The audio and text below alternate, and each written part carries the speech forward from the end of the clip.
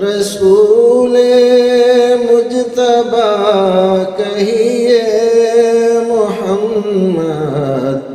مصطفیٰ کہیے۔ مختار احمد صاحب جھارکھنڈ سے سوال کرتے ہیں، ہمارے یہاں سرکاری طور پر جانوروں کے کان چھید کر اس میں ایک نمبر لگاتے ہیں، کیا اس طرح کے جانور کی قربانی ہو سکتی ہے؟ ہاں بالکل ہو سکتی ہے۔ سرکاری طور پر کان چھید کر اس میں جو کچھ بھی لگایا جاتا ہے نشانی کے طور پر،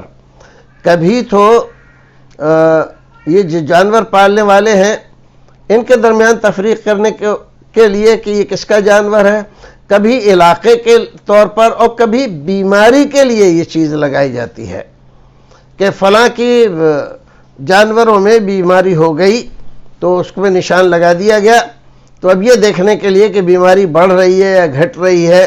اور کس طرح کی نسل میں یہ بیماری چل رہی ہے نہیں چل رہی ہے، بہت سارے اسباب ہوتے ہیں جس کی بنا پر اس طرح کا کام کیا جاتا ہے۔